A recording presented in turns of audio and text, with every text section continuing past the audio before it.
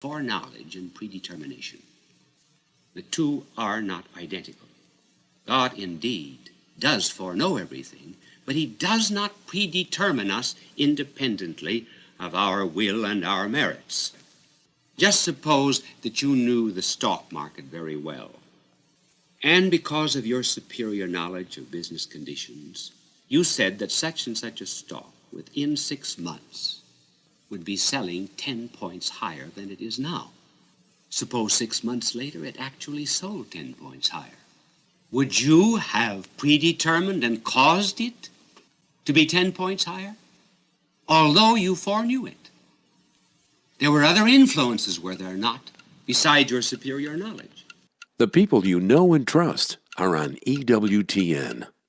We asked people all over America, what have you done for your marriage today? It's a good question. Boy, I gave a huge hug this morning, like a really big squeeze. I took the baby while she worked.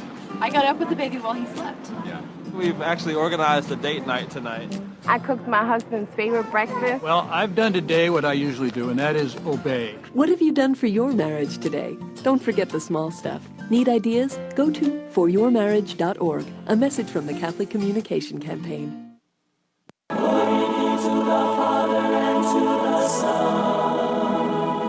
This is WFJS 1260 AM Trenton, WFJS 89.3 FM Freehold, WGYM 1580 AM Hamilton, and WSMJ 91.9 FM North Wildwood, Cape May. Communicating hope on Domestic Church Catholic Radio.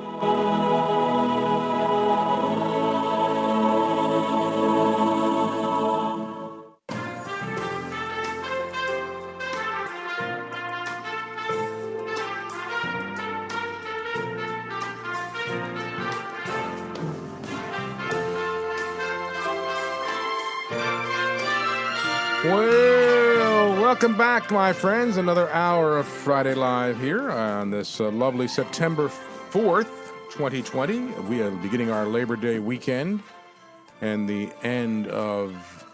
Official end to summer. Although I did... September 1st was like the meteorological end of summer or something. And then seasonally, when you get your beach passes and all that, it's supposed to be Memorial Day to Labor Day. But I heard that save those, if you have a season beach tag for some of those shore towns, to save it because they're going to extend the beach season to September 30th. Yeah, they make up for lost money. It used to be you didn't have to pay after Labor Day? Exactly right. Mm-hmm. And then probably no lifeguards. So that's a question. A lot of these lifeguards go back to school. Will they charge you to get on the beach, yet maybe there's still no lifeguard? I don't know. That'd be odd if they charge you no lifeguard. I know, that wouldn't be quite right. Every beach is just a statewide Not every, thing? No, okay. it's per town, per beach town. Individual municipality. Okay. So you want to check that out. All right, well, we're going to start with our gospel for this Sunday, the 23rd Sunday in Ordinary Time, and that'll be followed up by our friend Father Gary Koch, who'll give a reflection today. A reading from the Holy Gospel according to Matthew. Jesus said to his disciples, "If your brother sins against you, go and tell him his fault between you and him alone. If he listens to you, you have won over your brother. If he does not listen, take one or two others along with you, so that every fact may be established on the testimony of 2 or 3 witnesses. If he refuses to listen to them, tell the church. If he refuses to listen even to the church, then treat him as you would a Gentile or a tax collector. Amen, I say to you, whatever you bind on earth shall be bound in heaven, and whatever you loose on earth shall be loosed in heaven. Again, amen, I say to you, if 2 of you agree on earth about anything for which they are to pray, it shall be granted to them by my heavenly Father. For where 2 or 3 are gathered together in my name, there am I in the midst of them." The Gospel of the Lord. Praise to you, Lord Jesus Christ.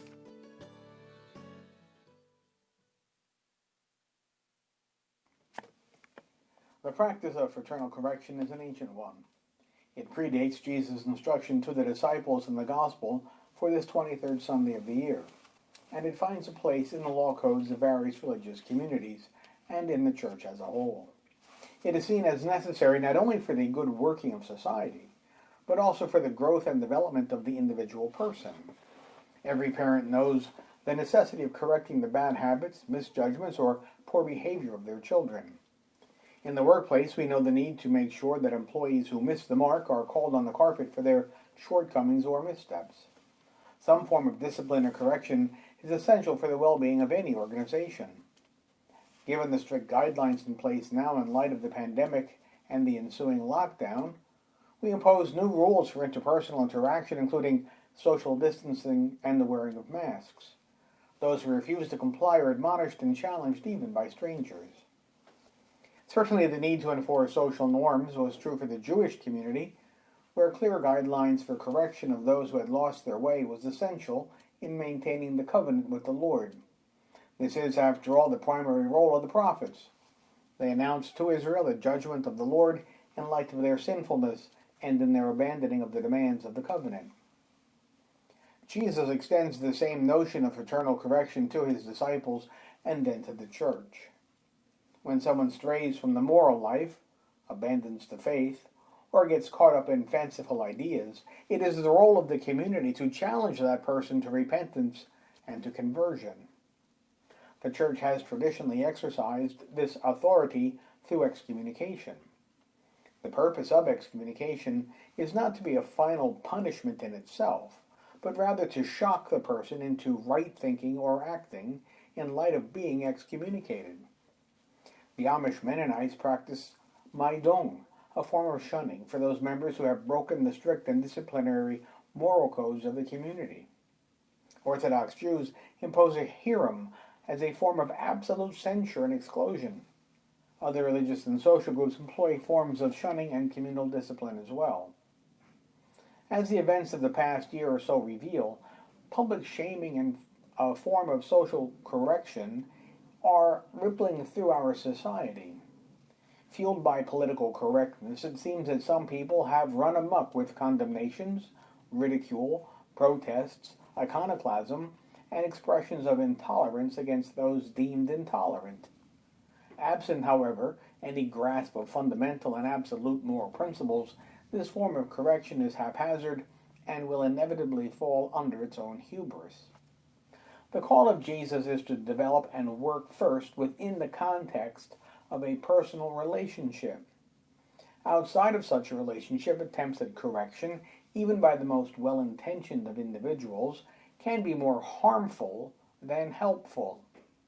I witnessed a situation some time ago where an elderly parishioner chastised a mother and her daughter over the girl's behavior in church. The parishioner was unaware of the extensive special needs of the girl, and the mother was doing the best that she could to keep her daughter on the periphery, and yet it was not what the other person needed or expected.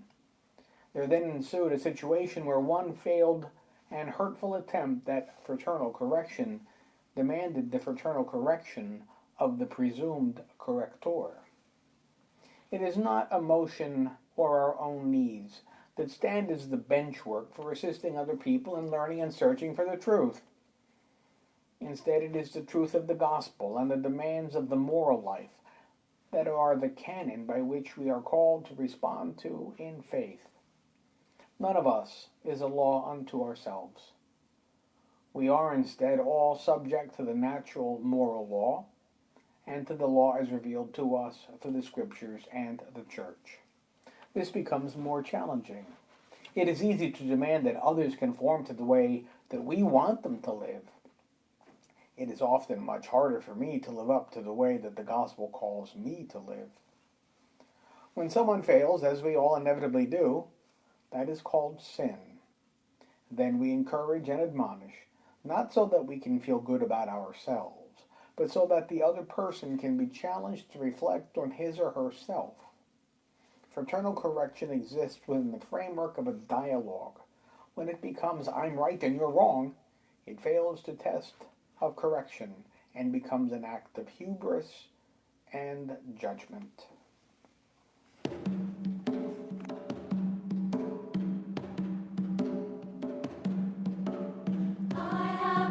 Anointed with the song of the Lord, a song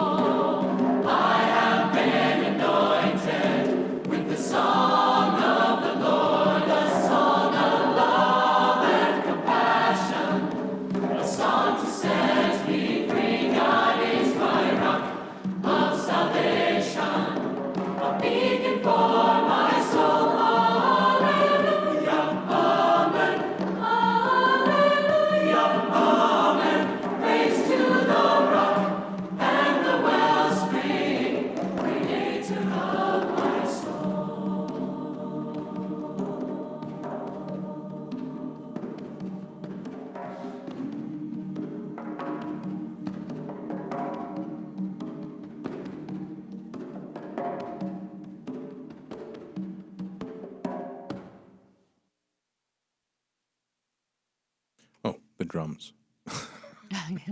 Oh, I see. You're playing the air bongo over there. No, I was working with my graphics, my video graphics. You're having fun. I know that you are. No, once I get the hang of it, it'll be cool. It's cool. Absolutely. Cool. See, I'm getting ready for like the bigger things, the bigger television productions they're going to be doing that I want to do. Okay. All right. Yeah. It keeps you young, all It these does. projects and ambitions. I was telling of course, by the way, it is First Friday, and you heard Bishop O'Connell before our program. Coming up at 6 o'clock, Bill Maher and George Rose will be here, and then at 7 o'clock, Father Steve DeLacy with the Vocation Hour, brand new edition of that program. We knew Father Steve when he was back in seminary, right? That's right. We visited for a tour. Remember, it was We like broadcast, actually. It was an open house. Oh, They they were used to have having open houses the at St. St. Charles. Charles Mhm. Seminary in Philadelphia, Mhm. and they have so much beautiful artwork. Although now, is it even open anymore? Yeah.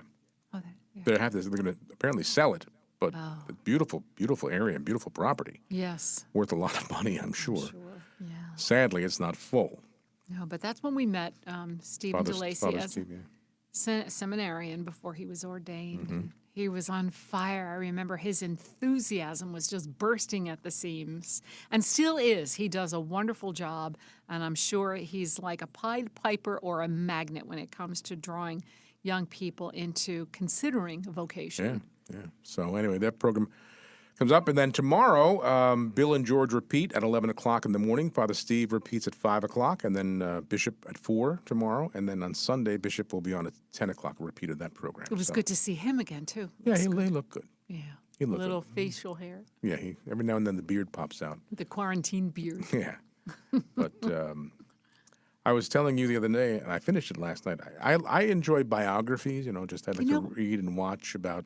All right. Like last summer around this time, I read a biography on Johnny Carson. Mm. I'm not talking about famous people. I do the saints thing too, but just ordinary people to see where God may have been leading them, where they may have made a turn. Wrong turn? Not a wrong turn, because everything works to God's for the good. Mm. But so I was reading Sinatra's. There's a book that his manager wrote about the last years of his life, from like maybe the mid 80s until his death in 1998. And it mentions, actually, he was talking about the tours that he would go on when he was in his 70s. And we saw him, I was thinking, you and I saw him in Arizona twice. Right. We saw him at the university. He did one in the amphitheater there, or the theater. Mhm. And then we saw him, I don't know if it was the same place, was it? Frank, Sammy, and Liza came. I think it was the same. It was same venue. a great In stage. Tempe, yeah. But I had also seen him in Carnegie Hall, and I had seen him at Atlantic City. And they would mention these things and just backstories. Frank Sinatra, obviously, he didn't live a perfect life. None of us do. Mm-hmm. But this manager was also the manager of Liza Minnelli. And he was telling the story in the book that Liza was doing a concert in Rome in the mid-'80s. And they were there in the hotel, and this Italian security came over. We got a call from the Vatican. Pope John Paul would like to meet Liza. Now that seems like two pieces of not the right? same puzzle. John Paul too. He said he wanted to meet Liza. He heard she was in town. Could she come to the Vatican so I could meet her? Right. So they asked Liza, would you like to go meet the Pope?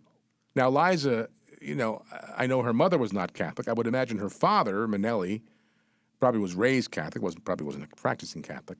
I shouldn't say, I don't know. But Liza was thrilled, and she didn't want to go by herself. So she went, she asked this gentleman who wrote the book, his last name was Weissman, who was Jewish, obviously, but he married an Italian woman, American, but of Italian descent. So he said, would Maria want to come with me? So, yes. So Maria and Liza went to the Vatican. They escorted them up into the papal palace.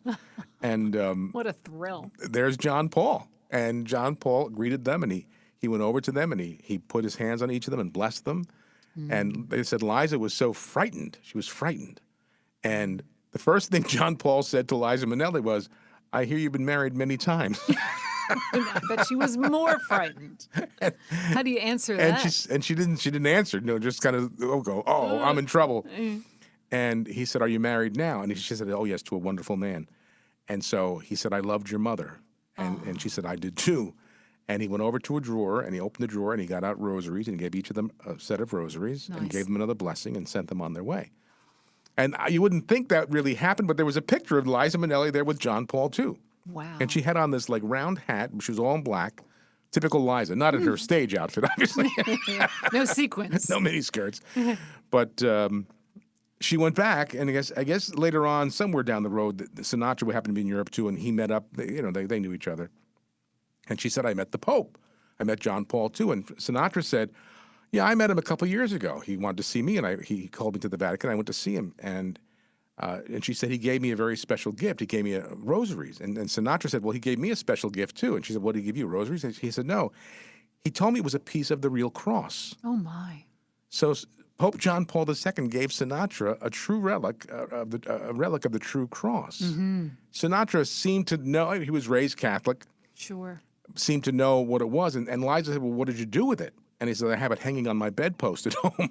Wow. I don't know whatever happened to it because he passed away over 20 years ago. But I thought that just to see how, John Paul... and most people wouldn't know that you would about know either the background. one of those stars. Right. And both he gave Liza a set of rosaries and gave Sinatra a relic of the true cross. And none of us can judge. It was, I think, the first reading today. Like, it's not our place to judge in those final moments what came over either one of their hearts, or how maybe internally Liza's still they alive. were. Right. Well, right. Liza's still with us. And in the last moments, what might come over her heart, or what her journey is now, or how it might be affecting her life now. This author, Mr. Weissman, who wrote the book, said he never knew Sinatra to be a religious man. Yeah. But he said in the last years of his life, he did share with him. They were he was like one of, Sinatra was kind of like me. You don't have a lot of close friends. There were very few confidants. And if when your loyalty is there, you're in, So anyway, Sinatra, he said in the last years, he would pray. He would pray in thanking God for his life, for what he did for him. Yeah. So, you never know, and you pray that his soul is with the Lord now. And he was very, very philanthropic. I tell the story because I can't remember his name. Oh, my goodness. What was his name? What is his name? From the... Good Counsel. Good Counsel, yeah, up in... I know. He was here. Chris. Let's just call him Chris. Yes. But the founder of the Good Counsel Homes. He tells the story. He told us the story that when he opened his first house in Hoboken, his first home, a Good Counsel home, and this Mr. Weissman in his book said Sinatra, wherever he was, he would always like to read the local papers and see what was going on. And he would say, if he saw a story about someone who was in need, send them $5,000 or whatever he would do. Yeah, is that a good heart? So here he saw this article about the Good Counsel home, and he called, and he got the phone. Mr. Frank Sinatra's on the phone. He go, really, Sinatra? And he said, I just read a story in the Hoboken paper about what you're doing there, and I just want to help you out. He goes, under one condition, you don't tell anybody I'm doing this. He wanted to remain anonymous. It always had to be anonymous, and he'd give. He said he gave him $10,000 anonymously. Wow. And he said, now he has homes all over New Jersey. Yeah. So you just never know, what's in the heart. A lot of people go through these. They live lives that you, from the outside looking in, you think, my goodness, that person, he was married 4 times, But that internal transformation and journey and change of heart. I mean, he made his first communion. He made his sacraments. He was a practice. His family was a Catholic. I remember your mom always liked to read the biographies. Yeah, I enjoy them. Christmas, it was always an easy gift for her because she liked to read Ronald Reagan or whoever it might be, Bob Hope. Yeah, no, I think I always found them, whether it be a book or a film, but biography, just to find out about their lives. There's a show on Sunday night that I put on every now and then. The autopsies. Yeah, it's a little bit beyond the biography. A little bit more macabre. You're talking about the end. But it's famous people who have passed away, and but it digs into the detail of their lives. Right. There's a what do they call him? What do you call the autopsy doctor? Wow. Quincy was one. The medical examiner, whatever. Yeah. And this is a real doctor, and he examines the death certificates of these famous people, then kind of delves into, their lifestyle, what may have really been the reason for their death. But then it also covers a biography of their story of where they were, how they grew up, and the influence. Interesting. What influences someone to turn a certain way, and only God knows the soul. Only God can read the soul and know why that person took that route. Why do so many of these famous people like Judy Garland and Elvis get mixed up in drugs and to the point of killing them? Yeah. What is their internal struggle? What did they experience as children? God knows that. Yes. Elvis sang the Rosary song, so he couldn't have been. Who knows what his inner journey was, where he was going. So I always enjoyed that. But I thought it was so neat to hear John Paul. First question, Liza Minnelli. I hear you've been married many times. Almost like Jesus with the woman at the well. You're right. You don't have one of them. You've had 5 of them. And Liza, they said she was like speechless. What do I say now? Well, to meet someone of that magnitude, a figurehead. The Pope just said you've been married many times. Uh-oh. Uh-oh. But he blessed her and gave her rosaries. And who knows where those rosaries are today, maybe.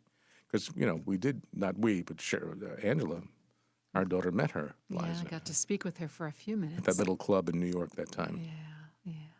So, who knows? I would just always think it's you just know what, you don't want to judge. Jesus said don't judge. You never know why people are the way they are and what drove them to a certain lifestyle or to a certain, of course, money will always have, wealth will always have an effect on people's lives. Sure. In many ways, different ways. I looked at, you look at some of these people and the houses they live in and 2, 3, 4 houses. Why do you need 4 houses? Exactly.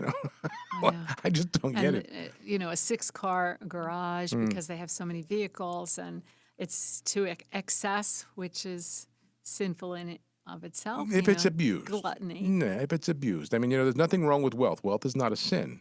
It's how you use it. And many good people who have that type of wealth who are also as Giving very to philanthropic. Sure, who give and I don't know. I always think that I always prayed to win the lottery, but I think it would really have destroyed me.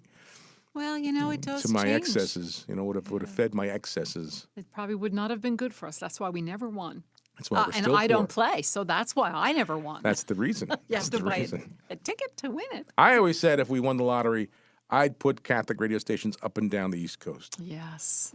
But God then always says, but it's not just about you. I want to get everybody involved. Would have been too easy to win the lottery and, okay, you're all off the hook. Yeah. But everyone God has to have that wants ownership. everybody to join in. Yeah. And be part of this wonderful work Yes. of Catholic radio and media. And distributing cards to pray for our country in great need.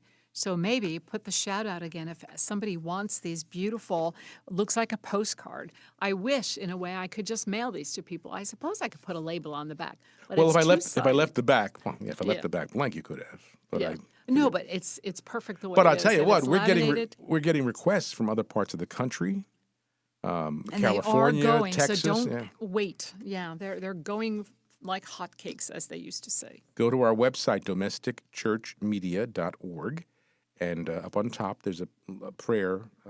Just put your cursor over the word prayer, and a little menu drops down. Click on prayer for the United States of America, and tell us how many you need, who you are, and where to send them, and we will get them out. And I want to thank Janet and Elizabeth. our niece Elizabeth, who have been doing so much wonderful work. I came in and all those books were shelved. Did you happen to go back to my little library? No. Beautiful job. Elizabeth, if you're listening, Aunt Janet, you're probably listening. Please, please thank Elizabeth for us and wish her the best of luck as next week it's back to school. No, she started yesterday. Oh, ho, ho. Yesterday. Freshman went yesterday. In fact, George Rose's son, his son is a freshman at Notre Dame At as well. the same, okay. All right. They I both- know they they're all started doing this yesterday. hybrid version of some days on, some days home, some days in, some days out. But I think virtual and non. The guys were saying this morning, because they recorded their program this morning, of course it airs at 6 o'clock, so stay tuned for that. But they were saying that I guess a lot of the public schools are doing their virtual learning, but the Catholic schools are opening. They're starting in class, That's right. classroom. Yeah. That's right. Well, they can pray every day, and they can pray this away, and they trust in the Lord. Right. And Well, guess what? We have our friend Claire Dwyer joining us in about a few minutes to talk about Mother Teresa's letter on women. So you stay where you are, my friends. There's more to come on Friday Live. Don't go away.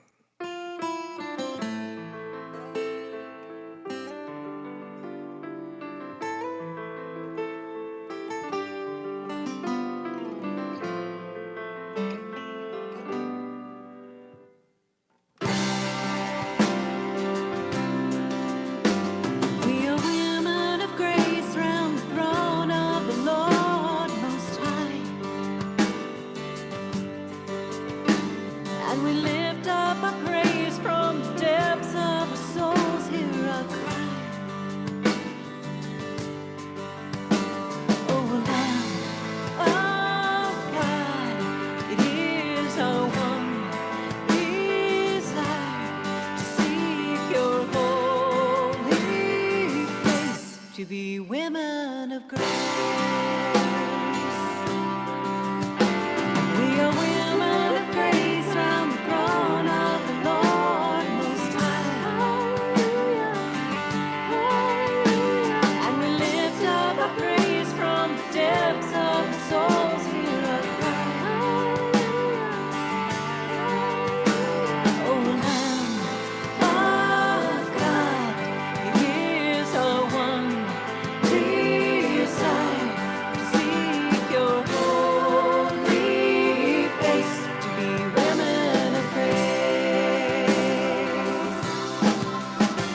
We'll shout with joy from the mountain top as we enter your courts with praise. All that we do, Lord, we offer to you, Lord. Hear us as we pray. We are women of grace round the throne of the Lord Most High. And we lift up our praise from the depths of our souls. Hear our cry. Oh, Lamb of God, it is our one desire to seek your holy face, to be women of grace. We'll shout with joy from the mountain top as we enter your courts with praise. All that we do, Lord, we offer to you, Lord. Hear us as we pray. We are women of grace round the throne of the Lord Most High. Holy, holy Lord God Almighty. And we lift up our praise from the depths of our souls. Hear our cry. Hallelujah. Hallelujah. Oh, Lamb of God, it is our one desire to seek your holy face. We are women of grace round the throne of the Lord Most High. And we lift up our praise from the depths of our souls. Hear our cry. Oh, Lamb of God, it is our one desire to seek your holy face. Women of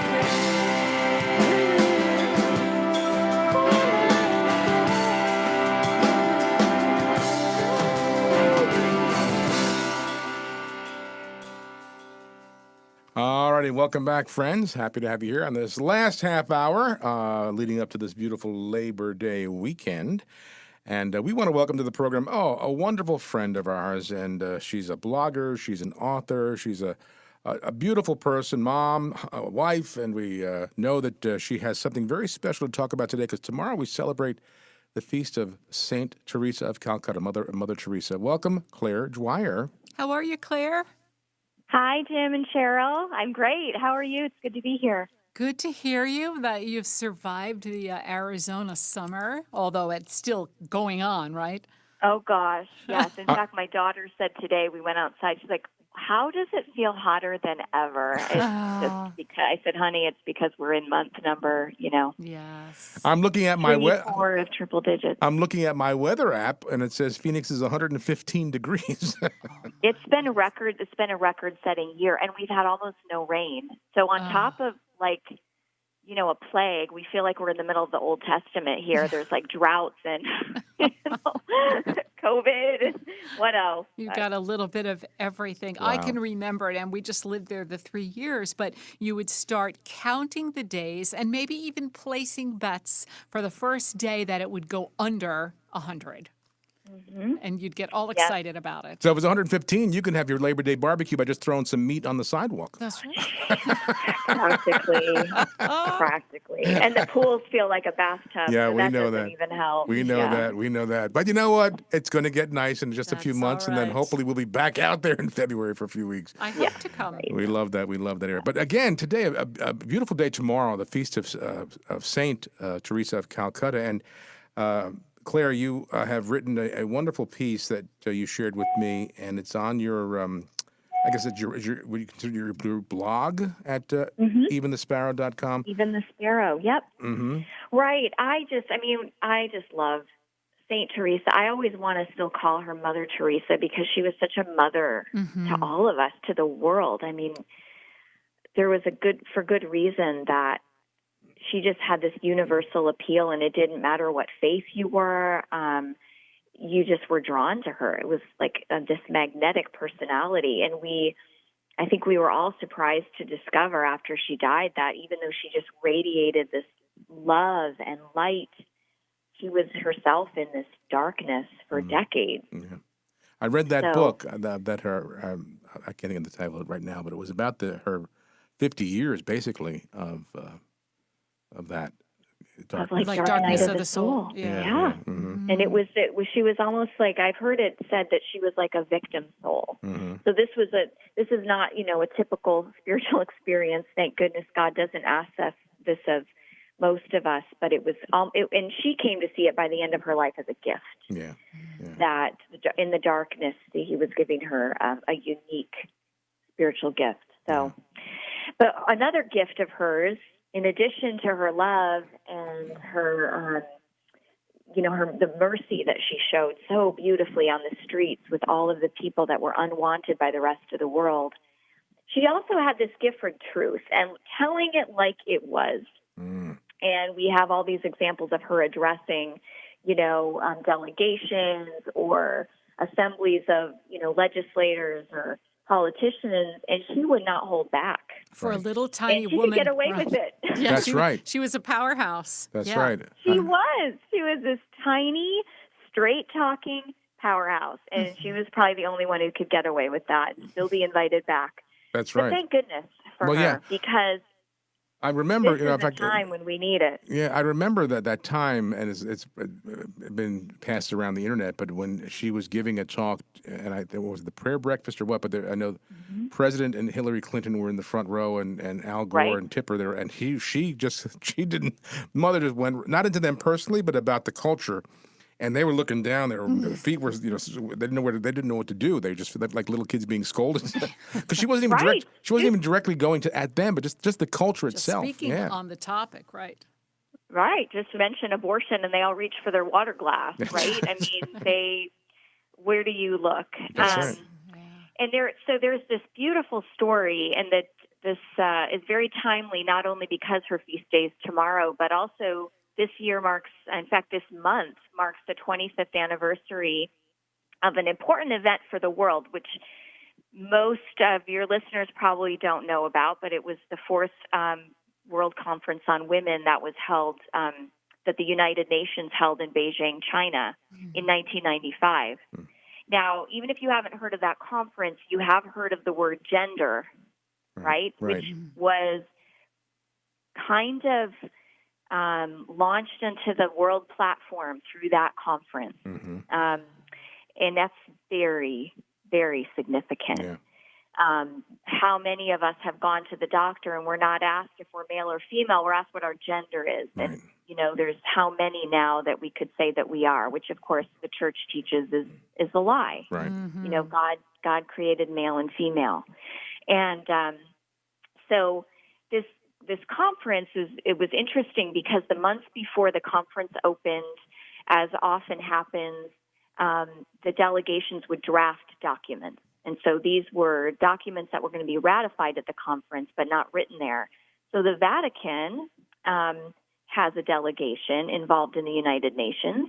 And so they were seeing these documents come out that were very concerning for anybody, not just Catholics, but any country that has a value of life of the unborn or authentic motherhood and femininity, and the nuclear family even. There was it was very concerning for anybody that had positions in favor of life and authentic family and motherhood. So the Pope John Paul II, knowing this was coming, wrote his famous letter to women. So in the summer before the conference, he wrote the letter to women, which is very well known. And in the letter, he thanked women of all different walks of life, religious women and mothers and women with careers, and for their gift to the world and the gift that they were. And he affirmed them as women, not because they were just like men, but because they weren't and because they had unique gifts. But he also knew that it would probably be a good idea if a woman wrote a letter for the occasion. And so he asked Mother Teresa to write a letter as well in anticipation of this very important conference that was happening. And so she did. And we have this letter, and it's not as well known. So I wrote the post because I thought, this is just something that we all need to be reminded of today. Mm-hmm. And on the anniversary of her death, but also on the anniversary of this important meeting that the world held. In fact, it was on what is now her feast day. So tomorrow, September 5th, 1995, 25 years ago, Hillary Clinton addressed the United Nations at that meeting. And had a very different message than what Mother Teresa wrote. But if you're up for it, I'll read part of the letter. Yeah, please do, Claire, because our listeners can hear. Absolutely, please do. Okay. And I'll mention, too, that was interesting. My father happened to be at the meeting. That's how I know about the existence of this letter. In fact, he brought home with him a photocopy of the original. Wow. But he was a lobbyist for pro-life and the pro-family movement at the meeting, and friends with some of the delegations that were much more pro-life and pro-family than, the United States, for example, or a lot of the first world countries. Mm-hmm. But they wanted to keep this letter a secret. And so they secretly found people to translate it into all the languages of the United Nations. And they kept it in a hotel room, and they ran a photocopy machine out of their hotel room to copy this message until it was time to announce it at a press conference. And when they would talk about it amongst themselves, they would call it the MT Project, for MT for Mother Teresa, but it sounded like empty. Empty, yes. Yeah. Mm-hmm. So they would talk amongst themselves, and nobody else at the conference knew that Mother Teresa even had any kind of involvement. Wow. Anyway, it's just an interesting little side message. But at that press conference on September 12th, 1995, one of the delegates, Mercedes Wilson, who was a personal friend of Mother Teresa, read this letter to the world. And it starts, "Dear friends, I am praying for God's blessing on all who are taking part in the Fourth World Conference on Women in Beijing. I hope that this conference will help everyone to know, love, and respect the special place of women in God's plan so that they may fulfill this plan in their lives.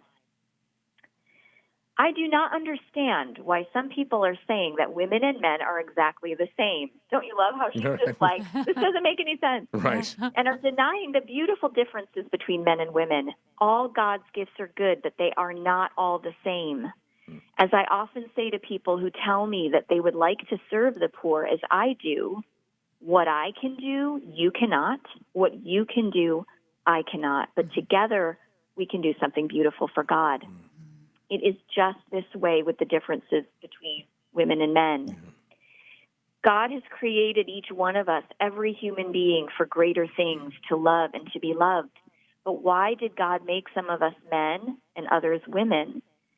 Because a woman's love is one image of the love of God, and a man's love is another image of God's love.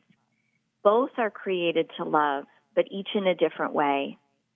Woman and man complete each other and together show forth God's love more fully than either can do alone. That special power of loving that belongs to a woman is seen most clearly when she becomes a mother. Motherhood is the gift of God to women. How grateful we must be to God for this wonderful gift that brings such joy to the whole world, women and men alike. And remember, she was speaking as a mother herself, right? So we understand that even women that don't have physical children are called to mother spiritually and emotionally, and that the world so desperately needs that kind of life-giving love that women have this unique capacity it's for. Like an extra sensory nurturing capability, right?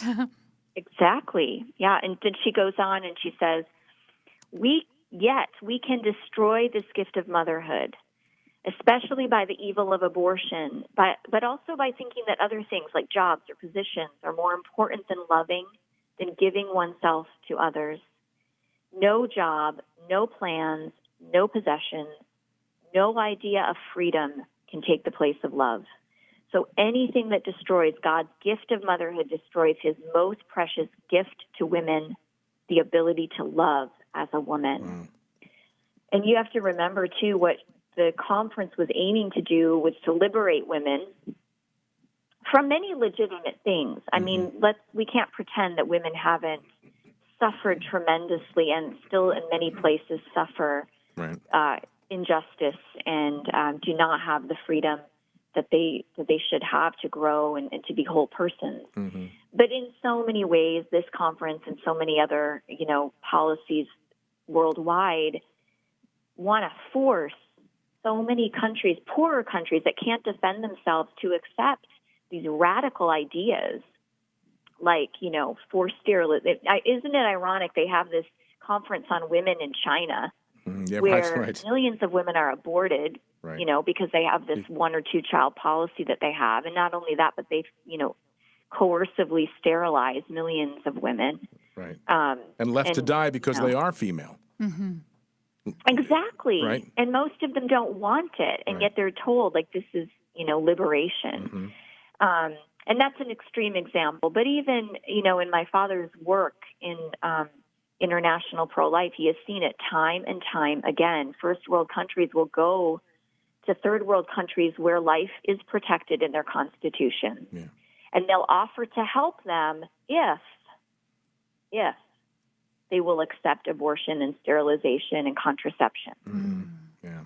And so it's just this irony that what they say is going to bring freedom really just brings enslavement. And Mother Teresa knew that, and that's why that message was so important. And her letter goes on, and I won't read all of it, but it is on my website if you want to go over to eventhesparrow.com. It's on the first page right now. And if you go to the end of the article, there is a link there, and you can actually see the letter that she wrote with her signature on it and her Missionaries of Charity letterhead, which is kind of neat. That's eventhesparrow.com. Of course, we're talking with our friend Claire Dwyer, blogger. And are we talking about any kind of upcoming project that you told me about that's coming out sometime?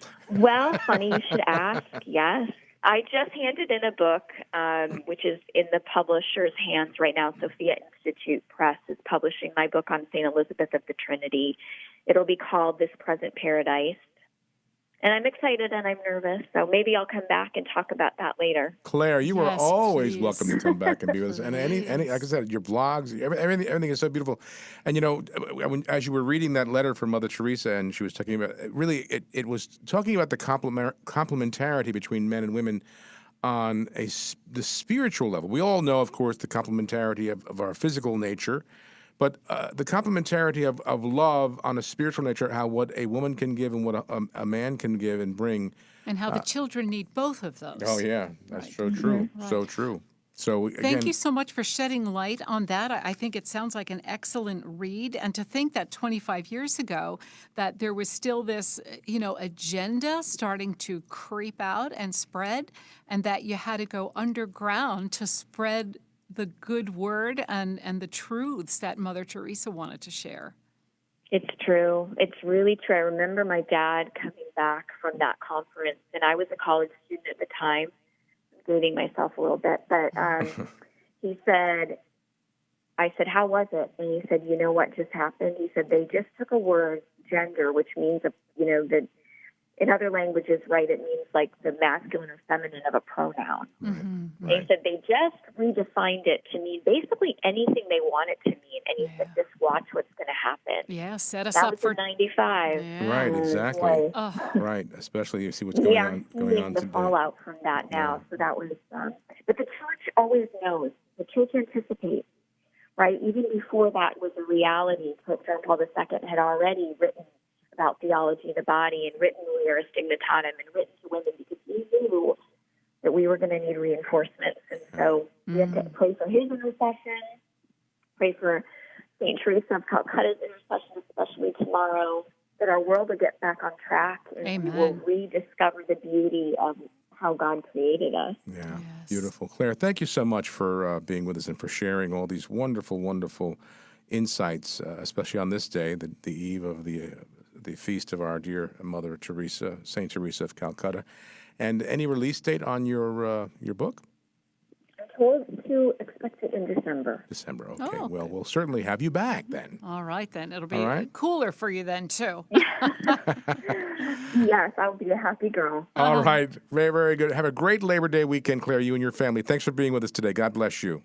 It's always a great joy to talk to both of you. Thank you. Good to hear from you. Bye-bye now. All right, friends. It started right back. like Don't go it away. does for many people, question my faith and question authority. And I feel that the reason why I left was the draw of the world. The world was pulling me away. Some people would say, Satan was working on me. He did not want me in church. He wanted me to be desperate. He wanted me to have the thoughts of suicide. I started to realize that a lot of the things that I had experienced in my life were a result of my rebellion against God and against authority. Coming back to the church is the first step in healing from all of the hurts of the world. I went from being desperate and in despair to finding hope and encouragement for the future. I'm on God's team. I know who I belong to, and I know where I'm going, and there's nothing that can separate me from God's love. Take another look at the Catholic Church. Visit CatholicsComeHome.org today. We asked people all over America, what have you done for your marriage today? Boy, I gave a huge hug this morning, like a really big squeeze that lasted forever, a great kiss. Those things are really important. She got a really short haircut that she hated, and I wrote her a note and put it up on the mirror saying that she was a cute girl with cute hair. What have I done for my marriage today? We've actually organized a date night tonight. What have I done for my marriage today? Wow, that is a great question. I took the baby while she worked. I got up with the baby while he slept. Yeah. Today, I sent an email to my husband, and I said, "You rock." Well, I've done today what I usually do, and that is obey. I listened to my wife when we talked on the telephone today. She really likes it when I listen. What have you done for your marriage today? Little things can make a big difference. For ideas, go to foryourmarriage.org, a message from the Catholic Communication Campaign. All right. Welcome back, friends. And again, thanks to Claire Dwyer. Always a joy having Claire on. She does great work. 115 in Phoenix today, so. Great research. But it's a dry heat. Although this was right. kind of monsoon season. What they call August? Oh, no, September now, but remember they say monsoons? Monsoon, you expect this downpour. Torrential. Like a few drops of rain would come Drizzle down. a little Monsoon. bit. But she said it's been so dry, they need the rain. Yeah. Oh, my goodness. Yeah. But the dry that's desert. the desert. The problem with that area, we found out, is they built it up so much. So all the concrete and asphalt retains the heat. Yeah. Whereas a true desert, at night, the heat goes back up. Mm-hmm. It doesn't stay there. Cool. Right. You get cool in the desert. God. And you don't mess around with God's work. As we celebrate God's creation this month, the bishop was saying. That's right. Well, hopefully now your birthday is next week, is it? Next week? A week from Sunday. That's a week from Sunday, so that's next week. Mm-hmm. That's always like the turning point. I think we get closer to the mid-September, fall. Yeah. But you could still get, what do they call it, Indian summer. Oh, no, it's Indigenous People Summer. Oh, I'm sorry. Political correctness. Oh, it gets me every time. Indigenous People Summer. Well, the warm weather continues throughout September. You know, We'll have to ask Jim, the weatherman, what is the proper coined Absolutely. phrase. I wonder if people are having Labor Day parties. Yeah, maybe. You can have them. I mean, obviously you can have them. You obviously can. It's whether or not you feel safe. I spoke with a gentleman the other day at church. He said he finally got to see his grandchildren. Now, they're not little babies. They're like, elementary school age.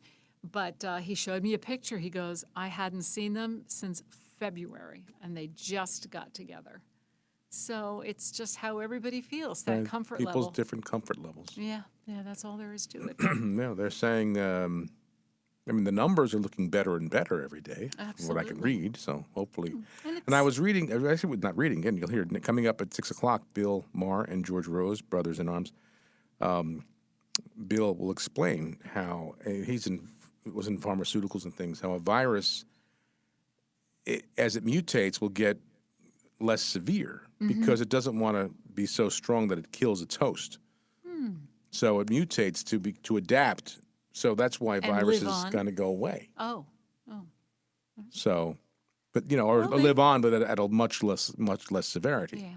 But even now, you can contract this, maybe not feel anything, maybe have a little bit of illness. It doesn't mean automatically you're rushed to the hospital. No. And you have to start planning a requiem mass. Right, but points were made too. I think I saw on the news how when it first hit at its hardest in the spring, in March, April, it was a tough one. we didn't know what to do. We were caught off guard. Now we're pretty much on top of things. Plus, it's mutating and becoming less severe in so many cases. So, even the Spanish flu in 1918, 1919 lasted 2 years, but it eventually went away. Right. It had a horrible, destructive path around the world, but it eventually went away. So it's going to go away. Yes. Hopefully sooner than later, or it's on its way out. I know. We are all being, our patience is being tested. Right. But we will persevere, as the bishop says. We pray, we stay close to the church. And all right. Well, you guys have a great Labor Day weekend, and go out and enjoy the beautiful enjoy fresh the air. great weather. And I'll be here on Tuesday, God willing. We'll be back next Friday. So have a great weekend. God bless you. Bye now.